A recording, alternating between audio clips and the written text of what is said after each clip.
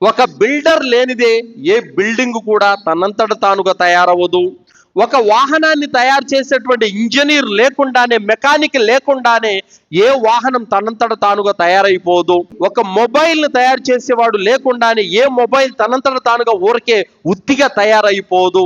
ఏ వస్తువైనా తీసుకోండి సోదరులారా, ప్రతి వస్తువును తయారు చేసినటువంటి వాడు ఒకడు ఉంటాడు.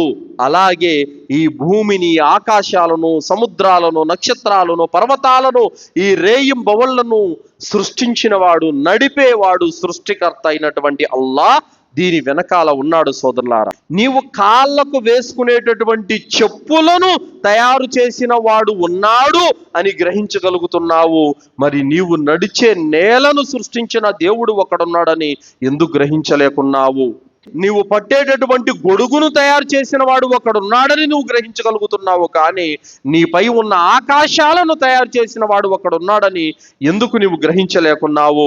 నీవు రాసేటటువంటి పెన్నును తయారు చేసిన వాడు ఒకడున్నాడని గ్రహించగలుగుతున్నావే, కానీ ఆ పెన్ను పట్టుకొని రాయగలిగే చేతిని తయారు చేసినటువంటి ఒక సృష్టికర్త ఉన్నాడని ఎందుకు గ్రహించలేకున్నావు?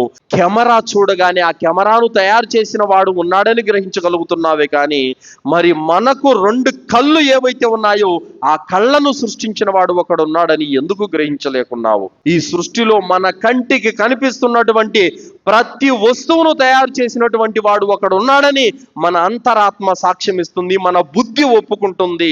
మరి మన కంటికి కనిపిస్తున్నటువంటి ఈ నేల, ఆకాశము, సూర్యుడు, చంద్రుడు, నక్షత్రాలు, పర్వతాలు, ఇవన్నీ ఏవైతే అమోఘమైనటువంటివి కనిపిస్తున్నాయో వాటి వెనకాల క్రియేటర్ ఉన్నాడన్నటువంటి విషయాన్ని ఎందుకు ఒప్పుకోవడం లేదనంటే వారు మనస్సు పెట్టి ఆలోచన చేయడం లేదు, బుద్ధి వివేకాలతో యోచన చేయడం లేదు.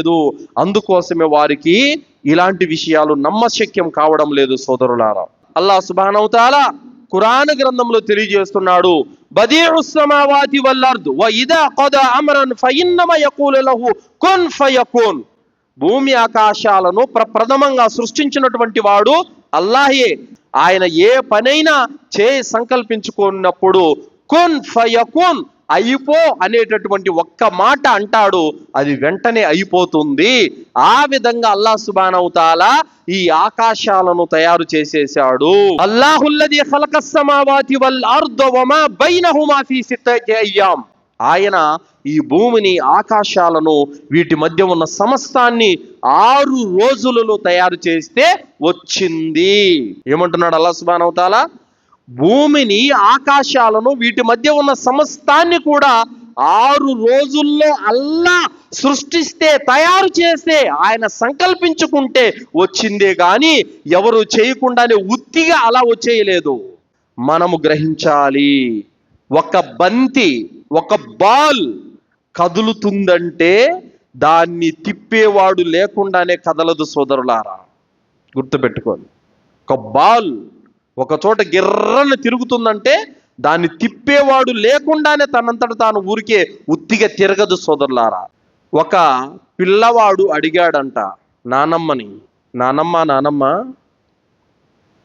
దేవుడు ఉన్నాడా అని అడిగాడంట. అదేంటి బాబు, నేను ఈ రంగుల రాట్నం తిప్పుతున్నాను కదా, నేను తిప్పుతున్నాను కాబట్టి ఈ రంగుల రాట్నం తిరుగుతుంది, నేను తిప్పలేదనుకో ఆగిపోతుంది.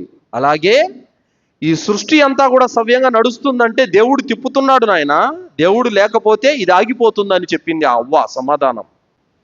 అలాగే ఈ సృష్టిలో ఉన్నటువంటి ప్రతి దాన్ని మనము గమనిస్తే, పరిశీలన చేస్తే వాటి వెనకాల సృష్టికర్త ఉన్నాడన్నటువంటి విషయం మనకు ఇట్టే అర్థమవుతుంది సోదరులారా.